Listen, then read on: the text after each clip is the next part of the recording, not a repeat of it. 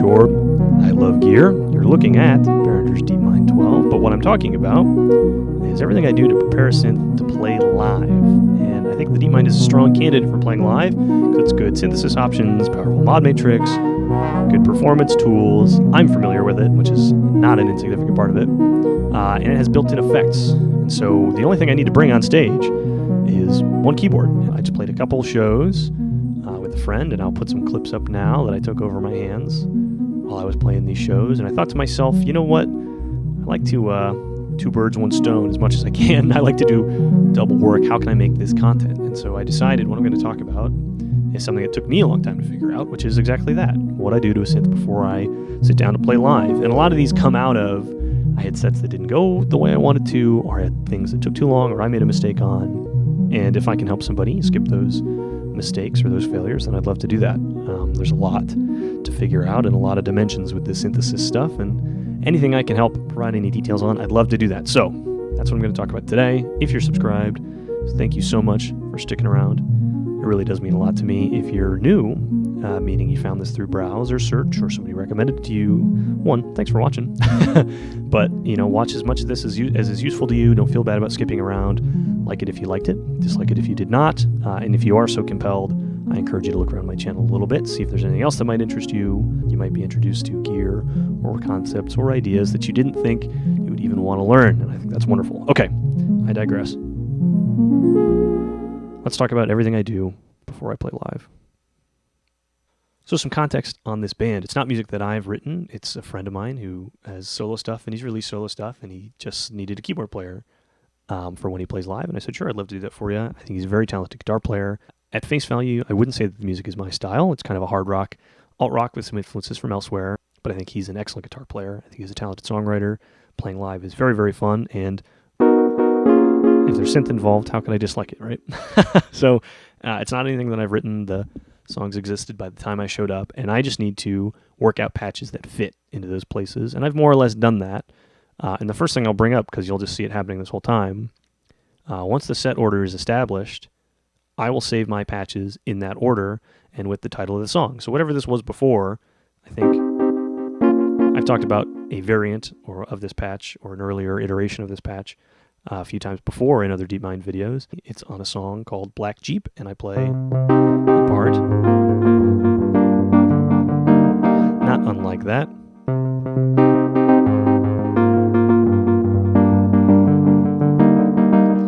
I play a part not unlike that. As soon as I finish that song, I wait for the reverb to go down, and I go to the next one.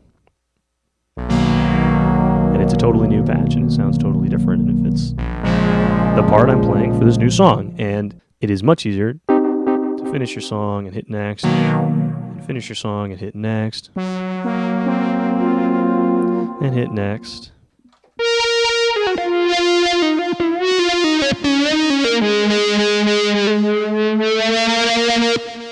And just move through your whole set that way. I find that much easier to remember than, okay, I start on flutes, and then I move to organ, and then I move to calliope, and so on, to just line them all up like that. If you have multiple patches per song, just name them 1 and 2, or intro and chorus, or intro and verse if you need to move around. But whatever you can do to optimize, to just click through, straight through as many as you can, helps a ton, and it avoids mistakes. Nothing's worse than getting in a song where you're going to play a big chord, and it turns out you're on a mono patch. You feel like a big dummy, and you can avoid that with just a little bit of pre-planning. Okay, that's pretty easy. Second, and this might seem super obvious, okay, but I'm not at a practice space where amps are going and I'm loud and everything else. I sit down, nothing on this except for what I'm actually going to have live, and I make sure that it sounds right. There's no weird artifacting, and I check my effects section, and I say, okay, is that the right mix? Does this sound better on send or insert? These things that might take you a little time to tweak, that if you're at a practice and you don't want to waste anybody else's time, you might not spend the time to dial in the difference between 25 or 31 or 24 mix level on the reverb. But when it's me by myself, getting ready for a show, getting in the right headspace, I don't feel bad about wasting that time. A very specific example of that is getting the time sync. If you're using a delay and the time sync is important to the track, realizing who's going to be defining the tempo. Is it me or is it the drummer? Because if it's me or I'm playing first, then I'll trust this to sound the way it does in the recording or the way we did at practice. Or if it's going to be the drummer, I'll set it up to be...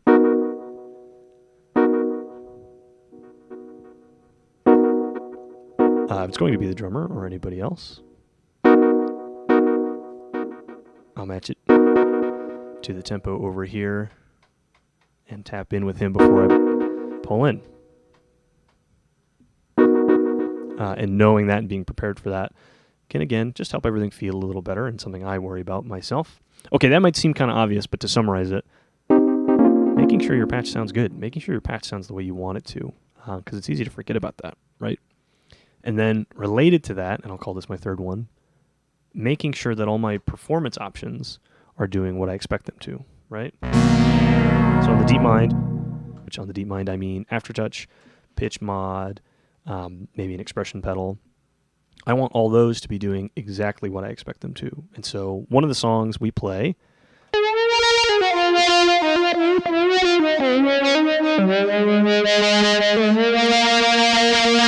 this part that's essentially a guitar part, and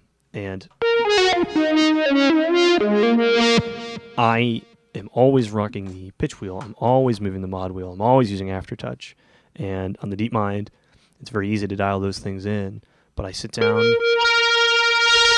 and I make sure that's working the way it should, and I'm making sure my pitch bend is at the range I want it to be in. If I'm using a foot controller, which I think I have another patch set up to be an example of that. Yeah, if I'm using a foot controller, and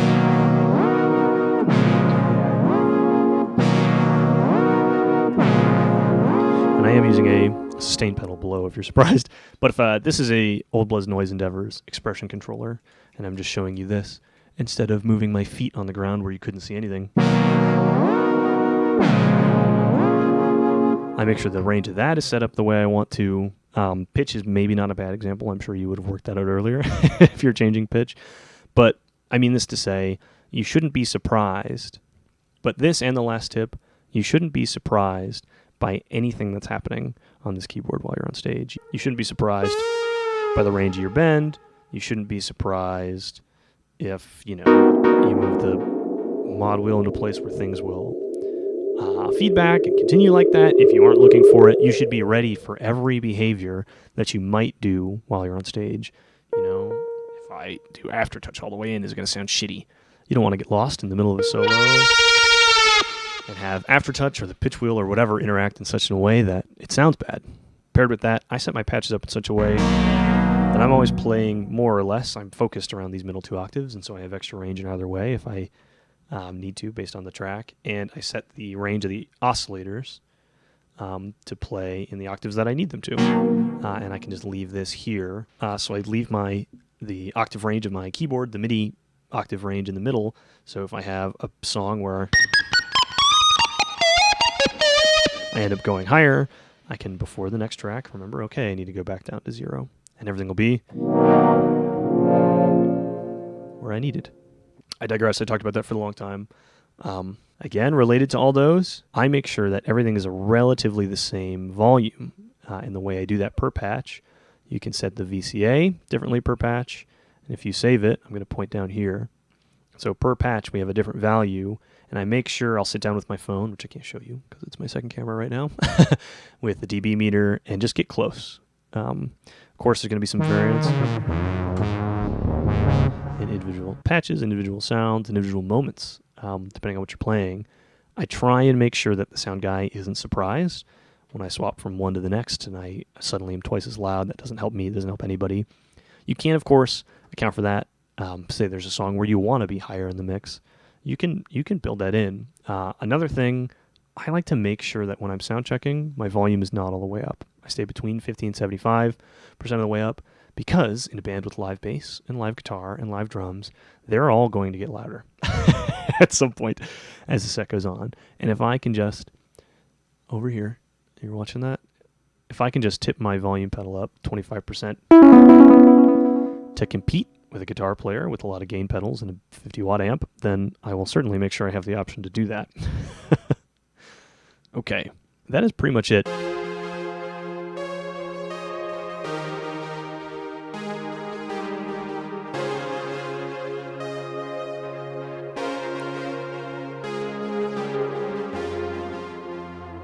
That's essentially it. It really is a lot of like sitting down and making sure that nothing's going to surprise me. Everything's set up the way I want.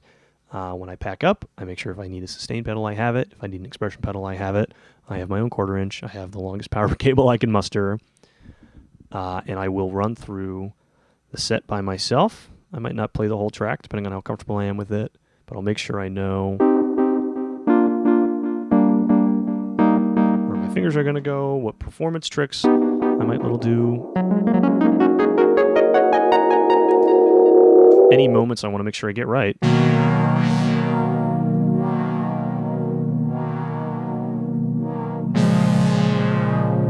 I'll sit down and practice and work my way through at least a little bit of each song and set, and I'll save my patch as I go. I got to make sure I save my patches as I go. Nothing will be a surprise when I'm actually there on stage. So those are little tips.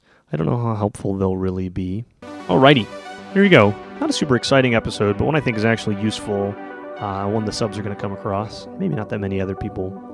But the intention of this is share some things I figured out in the hopes that it might help somebody skip the times where, I'm playing in the wrong octave for a whole song and the singer has to look me side-eye and say, hey, buddy, fix that, or the scenario where you expect your pitch bend to take you to a certain note and it takes you to a higher one or a lower one, and that's something you think about for the rest of the set. You play bad because you're fixated on that. Or you think your mod wheel is going to open the filter, but it actually turns up your pitch modulation. All these things that are really easy to avoid if you give yourself 30, 45 minutes before you actually go out there and play your show, right? And remembering your sustain pedal if you need it, because man, that is a bummer if you forget that. So anyway, my name's been Jorb. I love gear. That includes the Deepmind 12. Hope this was helpful to you. Appreciate you watching, making it this far. I will definitely see you specifically, in the next one.